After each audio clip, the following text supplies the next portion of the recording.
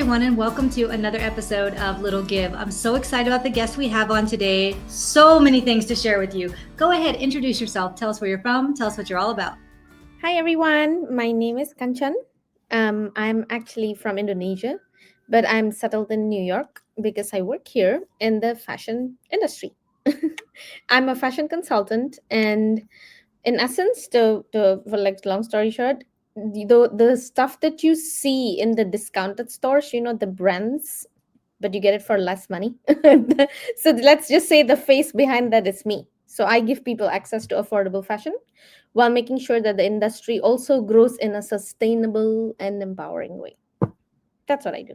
Wow, that's so cool. Tell us how you got into this.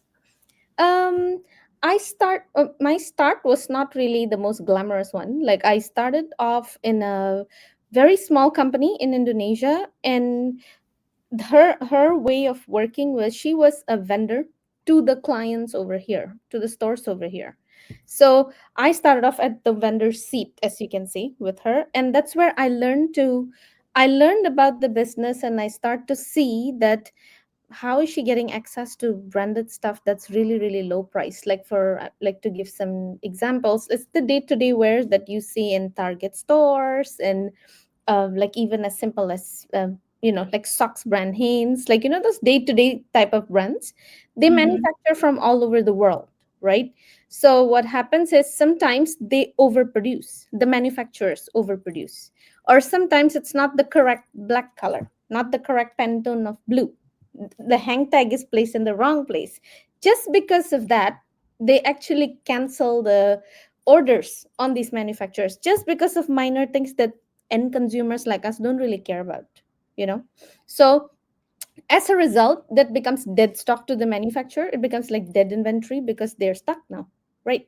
So that's when this person that I used to work for, that's how she comes in the picture, because then they would call her and say, hey, we got stuck with this, because delayed delivery or whatsoever the reasons that I gave you earlier.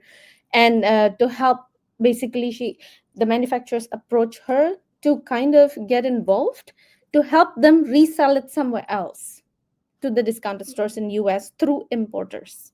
So that's how the whole cycle works, actually. So I was working alongside her, basically to source for clients, not to source for importers, buyers, not just in US but also in other countries like Dubai, Russia, um, Canada, various countries. So that's where I come in the picture. Is I was trying to build a network of buyers for her because she already had the vendor sorted.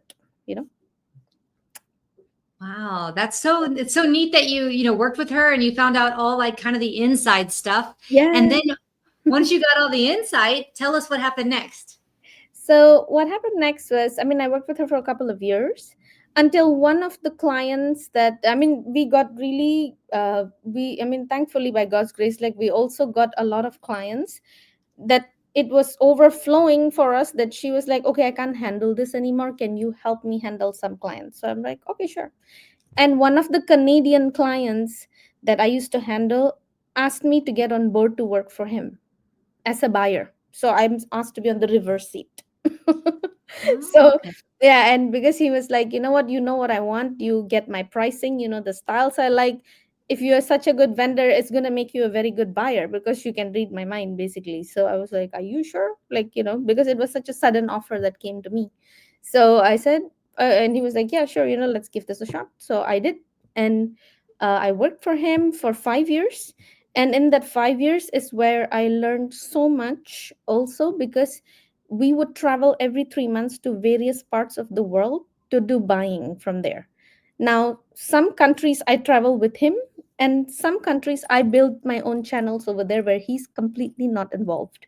Like, in Africa, in Pakistan, those are places that it's kind of frowned upon for women to go on their own as well. But I got invited by the Chamber of Commerce to come, and because they see that, what, I could kind of boost their get boost their export market, which means it injects more dollars into their economy.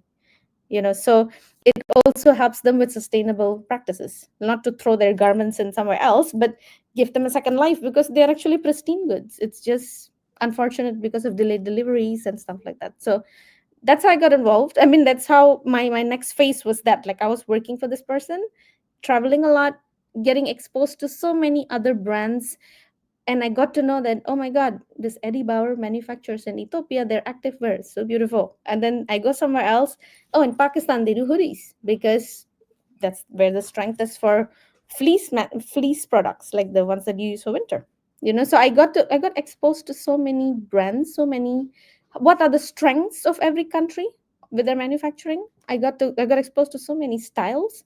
So I got really strong from there. Like my knowledge became even stronger, and there were times that I was expected to kind of move forward to deal with the manufacturers in terms of negotiation. So yeah, and I'm very grateful for that chance, of course, because otherwise I wouldn't be able to kind of I mean, like, because it's also I'm also very grateful to my ex boss that time, because for him it's like he sees in me what I didn't even see in myself at the time. So that's why he allowed me to kind of, you move forward, like you negotiate, you decide, like he gave me a lot of those chances. So it made me very good at what I do today for the current company that I work for, because a lot of the stuff that they do, we are all in the same industry, but my current boss is not exposed to what I'm exposed to in terms of menswear, for example. He doesn't have enough knowledge about that. So I open channels for him, for the menswear more than the ladies wear, because his strength is with the ladies wear. So like there's a lot of knowledge that I bring from the previous company to the current one that I'm working in, except this time I'm also directly associated with the Burlington stores, City Trends, all of those, like all of those stores. Now I'm actually in the front side of it as well, with them and with the brands that we work with. Wow, that's so interesting. So when you were growing up, were you big into fashion? Not really, to be honest. And what I do today is the day-to-day fashion, though. It's not the couture stuff like that. It's what you see. It's everyday stuff. Like it's the socks that you wear. It's the champion hoodies that you choose to put on. It's really the day to day. But it's nice to be connected with the face behind the brand. Finally, you know what I mean? So like I've completed a full circle from the vendor to the middle to the negotiator, and then now face to face with the brand themselves. That is so, so interesting how you went through all of that, like kind of Yeah, unintentionally. It just kind of like yeah, happened, which is really, really cool because it gave you so much knowledge and experience to get to where you're at today.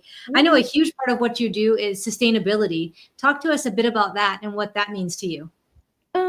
For me, I feel that sustainable. There's a lot of aspects to sustainability, right? But for me, in this industry, it just means that uh, a lot of, because I deal with off price. What we do is called off price fashion. Okay, so off price is essentially what is basically excess surplus inventory or cancellation inventory that is just left to be dead in the factories. So what we do is, if we purchase and re-export them or resell them to the discounted stores, we give it a second life, right?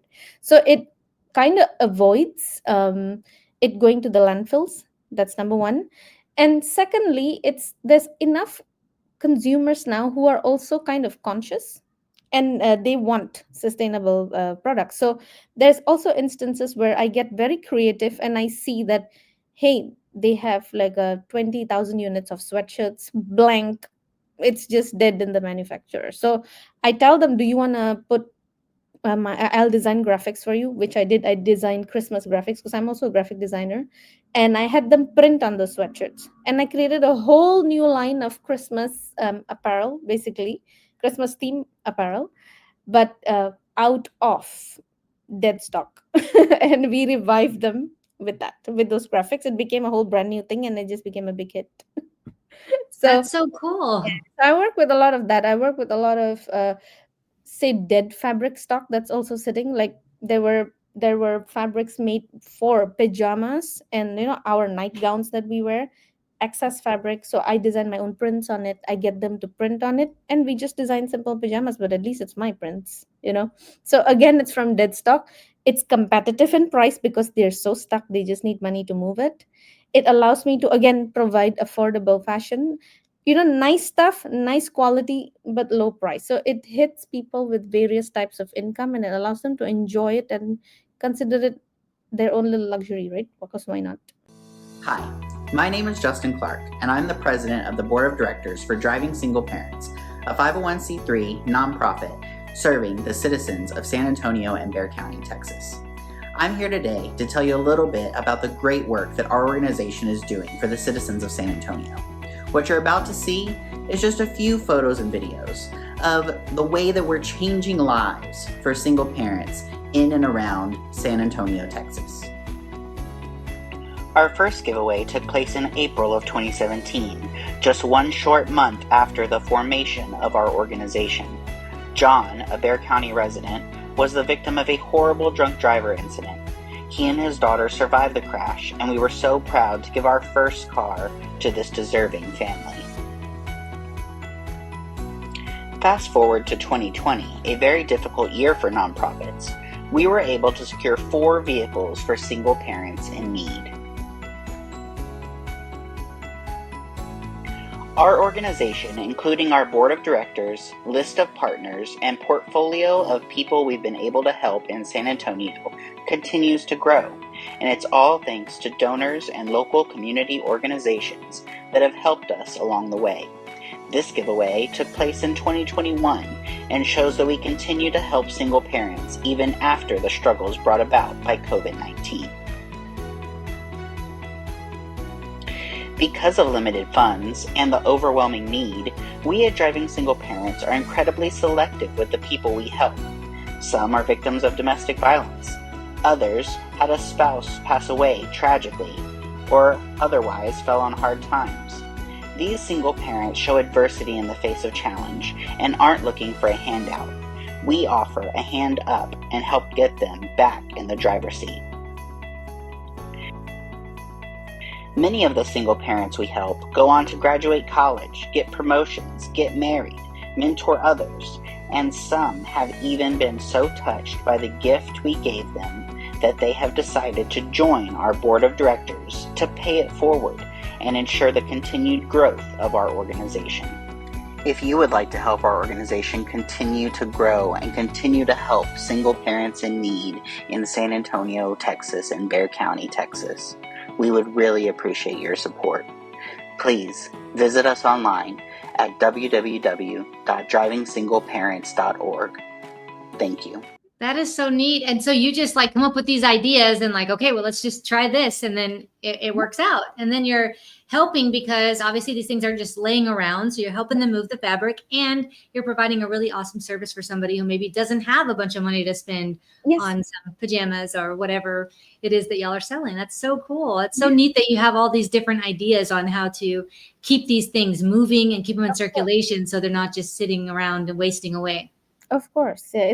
I think it's so important also for the planet in general. Yeah. Like, what are we doing? Like, this is actually something that's actually interesting. It works, and it is something that's very important because, I mean, if you read the surveys, like the tons of waste that especially US is the biggest for this, like the amount of waste that is accumulated in tons, like you would be like, oh my god, like we have a serious problem when it comes to that. So like every little practice that I get involved in relation to sustainability, like I'm just one person, but if there's several of us who does that, then it will eventually make a difference, even the smallest makes a difference. Yeah.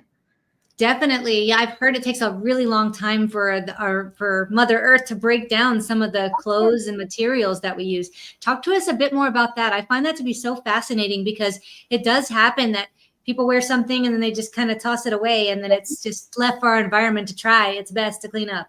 Of course.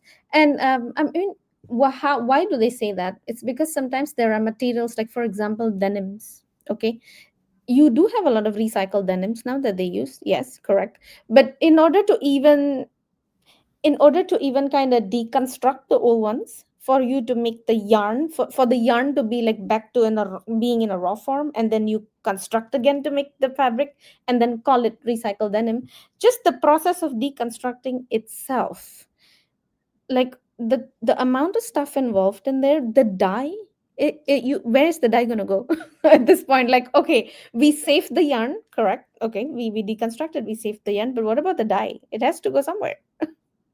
So you already can't avoid that going where it's going at the moment, but at least you're saving the yarn. But it's good that it's at least starting somewhere. You know what I'm saying? Like, at least a part of it is being saved first before they figure out where it goes next, like before they figure out what to do with the dye, because denims has a lot of dye in it, a lot. Mm. Hmm. Wow. I think it's so fascinating. There's so many things that I learned on this show that I didn't know before. Like I would never have thought that the dye disposal is a whole process in Yeah, its it's a own. whole different thing. Yeah, like if people think that hey, recycled denim means whatever, it's no, like it's the yarn. It's actually the yarn. But at the end of the day, for you to deconstruct the yarn, yes, you can reuse the yarn, wonderful, but you still have to throw the dye because you can't use the dye anymore. You know, so where's Yeah. that gonna go? It's just throwing colored water, and it has to be thrown, you know where if it's colored Yeah. water. Yeah. So Wow. it sucks, but it's what it is right now. But I mean, that's why like people are starting to be more conscious about these things, even the factories, that's why Good. they are, a lot of brands have started to work with the manufacturers to also start initiatives to see where they can go and not have to use this, or Yeah. figure a way on how to even create their own fabric from the beginning and do it right. Like even Carhartt does that. They have some really good initiatives there. So it's really good. Like, I mean, like it's whatever they're doing, right, whatever the brands are doing right now, as much as they can, they try. Yes. That's so good. It's good that they're paying attention. They're trying to come up with new ways to handle things differently so it Of course. doesn't continue to be such a big problem. Like you Yeah. said earlier, it may just be a little thing that each of us can do that could make a Mhm. big impact over the course of time. So Mhm. that's awesome. It's all good to know as well. I Yeah. understand you had a part in Africa's was it Fashion Week? Yeah. Tell us about that. Um, okay, so what happened? Actually, I stumbled upon that. So what happened was I created we again from a leftover fabric that was available in an Ethiopian factory.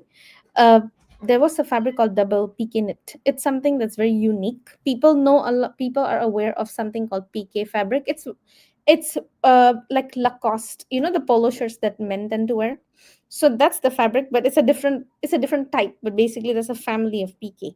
So when that fabric became available in Ethiopia, I was walking around because I was doing my own project. I was doing my own buying project, and I ended up in this factory, and I saw that fabric, and I just asked them, "Hey, what are you using to make with this? Because it has such a nice hand feel to make an active wear out of it."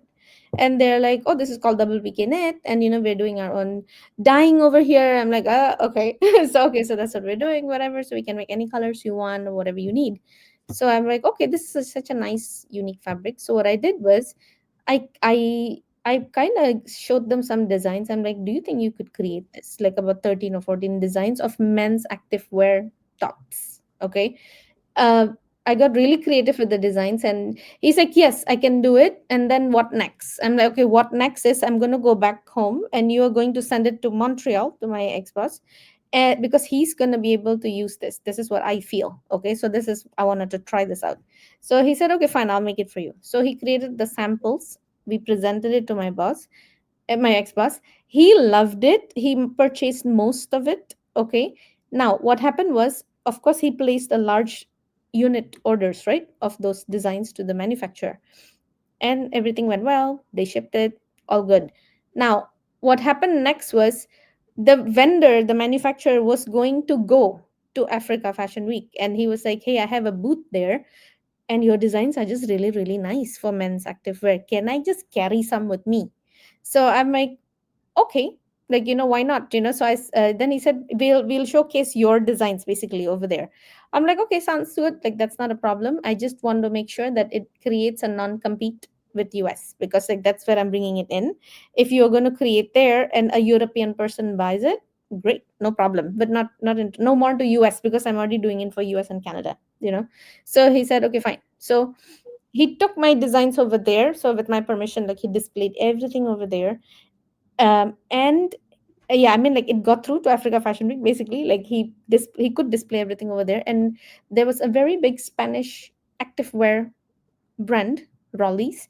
that ended up selecting some and made 500,000 unit order just out of like two designs out of 13, and it's already 500,000 units. So it was such a big deal for him because that kept his factory going. Also, due to the pandemic, when everybody was shutting down, those orders kept him alive. Let's just say that. So it was such a big deal for both of us because I was shocked myself. I'm like, oh my god, I didn't expect that, but it was cool. Like I got through. Okay, cool. Like it was good for him too. Hi, my name is Andrew Fraley, and I believe that sometimes we all need a little bit of help. If you're in the San Antonio community and you need some legal help, call me at 210-725-4658. Yeah, that's amazing. And then you had a part in that, making that big Yeah. shift for him and keeping his factory going during COVID Yes, and all the yes. things because of something you just kind of just came up with on the fly. Yeah, That's pretty awesome. exactly. Such an incredible person. Yeah. So I enjoy doing that. I enjoy just getting creative that way because I think that people underestimate sometimes how important getting creative is, and because it can take your business to a whole new level without you even with you even taking it just as play, you know. And Yeah, yeah, and sometimes we get too serious and then we forget to see that you could also, create when you play around a little bit with this and get creative, it actually opens up to different sort of solutions that you never thought about. absolutely. So what's your favorite part of everything that you're doing? You know what? I love the fact that I can get creative. Of course, that's number one because I just enjoy it. And I also love the networking that I get to do because, like, these connections that I make today, and even what I made before, even before I got to New York, like, those connections are my assets today. And I feel that uh, like the industry is such that the industry I'm in, at least for off price, is such that everybody knows one another. It's a very small world. It's not such a massive thing that you can't that people don't know you. Like, for they know me, like, okay, she's the girl from Indonesia who's now in New York. It sounds like I'm some celebrity or something, but no, in the industry it's just such that everybody knows everybody. So your word is everything there. And for me it's like, I'm if people see me, if the manufacturers deal with me, they're people. Some of them are really old, some of them are really like real big shots who wouldn't talk to anyone, and for them sometimes it's like, who are you, tiny little woman, and I have to negotiate with people with such personalities. I also have to negotiate with people who are very welcoming as well, so I have both sides. And I think that what I like is the challenge to kind of make them see, to be like, hey, I mean, like, what when you work with me, it kind of benefits you too, Yeah. yeah, it's that challenge that I enjoy tackling because it's the challenge of changing their perceptions. So that's something that I love doing.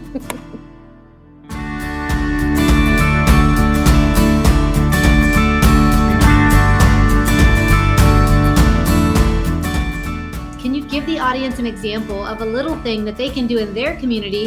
It might just be a little give on their end, but might make a big impact on the other side. I feel, for me, is offering someone access to opportunity, even if it's the smallest thing that you can do. So I feel that giving somebody access to opportunity is everything because it kind of got me to where I am today as well.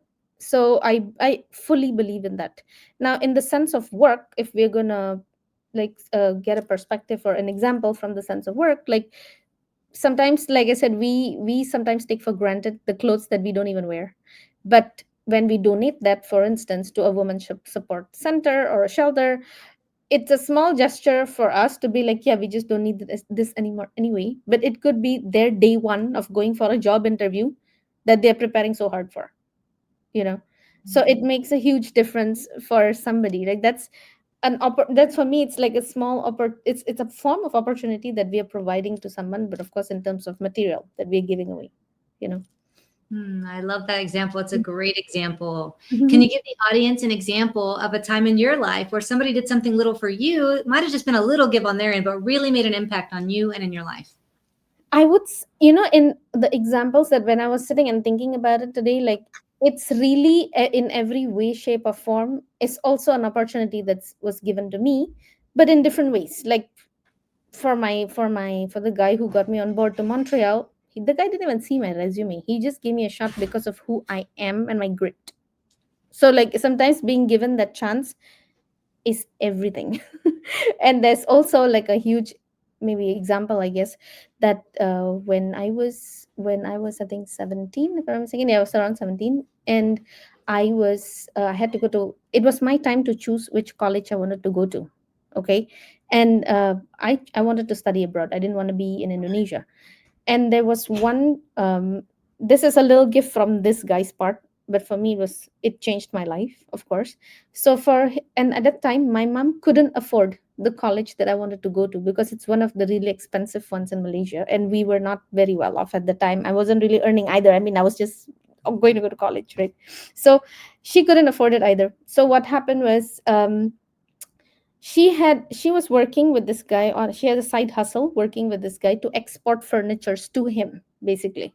And the guy came to Indonesia just for one day to do his buying, to choose whatever he likes, and that's it. He was going to go back the next day. And prior to him going back, we had dinner together. My mom was like, oh yeah, meet my family and whatnot. And we sat for dinner, and he just asked me at the time, like, so what are you doing now? What do you feel, what do you want to do next? Basically, I'm like, oh, I really like this college, but we can't afford it. I'm like, so I'm frustrated because I've actually passed the entrance test, so I'm frustrated. And but that's what I want to do. Like, I really want to get in there. I don't know how, but let's see later. I don't know how. For now, I know I can't. So he's like, okay. And long story short, he goes back to Canada the next day after the dinner we had was just one day. The next day he goes back to Canada. He had to settle his invoices with my mom, right, for whatever he purchased. So he settled when he wired the funds from Canada to Indonesia. He wired an extra chunk for me to go to that college for the whole 3 years. So I was like, where did this human being come from? I'm not sure. Wow. But for him, it was peanuts because he had all the money in the world.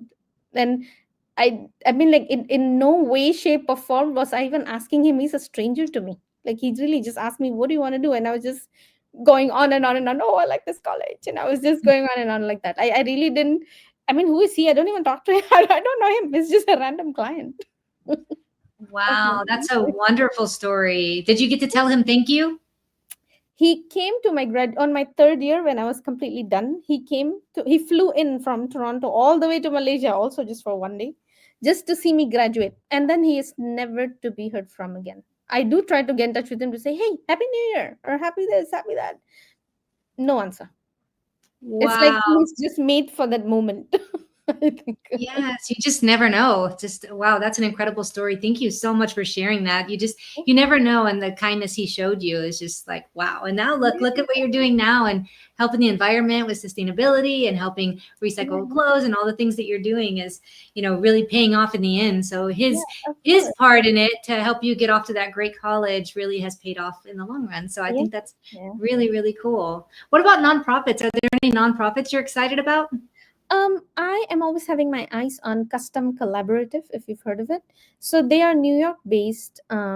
They essentially mentor and train no income or low income immigrant women in sustainable fashion, basically. So it's very targeted to sustainable fashion. So what they do is, of course, they train them, they mentor them to a point that they get to kind of create their own line of sustainable apparel, basically using sustainable fashion, the concept of it.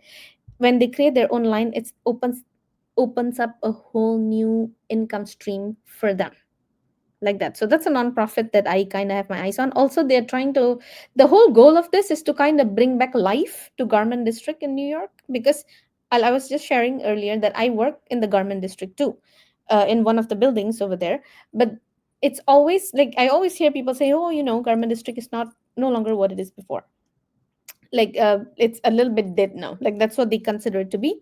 And the goal of this Custom Collaborative is also to sort of take part, to contribute, to kind of bring back life to that, because that's always the heart of fashion. It's always in the Garment District. Yes. No, I've never heard of this nonprofit. That's so cool. That's neat that they help no income and low income people. Immigrant. particularly. Yeah. Immigrant women, yeah. Really, really, really cool. And I haven't heard of it before. So I'm so glad that you featured it today. I know there's somebody out there who's watching thinking, wow, maybe I can help support them, or maybe I can get involved. So that's amazing. Thank you for sharing that. Why don't you tell the audience where they can find you and get to know more about you and all you do? Okay, so for those who want to know more about me, you can always check out my website. I'm going to spell it. It's Kenchen, Kenchen, my name. So Kenchen, and my surname, BHARWANI.com. I know it sounds really long, but if you are to make it simpler, you could also Google me by my name, Kenchen Bharwani, and you will see a lot of press about me that will take you to my site eventually. So that should help. Well, thank you so much for being on today and sharing everything that you're working towards, all the things that you're doing to help the environment and the world. Everything that you're doing is really, really cool. And it's something new to our show that we haven't featured before. So I really appreciate you coming on and sharing all of this with us. For everybody out there who's watching, please do get in touch, find out more, visit the website, get involved if you can. And if you want to know more about that nonprofit, go to that nonprofit website, find out more. And if you're passionate about it, go make a donation. $1 or $5 multiplied by even a small percentage of the audience watching this today can make a huge impact to this nonprofit. Thank you again for being on today. I'm so grateful for you and your time. And for everybody watching, we'll see you all next week. If you enjoyed this episode of Little Give, head on over to our website at littlegive.com. You'll be able to find all the information about previous episodes and past guests that we've had on. If you or someone you know would like to be a guest on Little Give, all the information is also on the website. And if you have a nonprofit that you love and would like to recommend be on the show, all of that information is also on the website. We really appreciate you watching today, and we can't wait to see you again next week.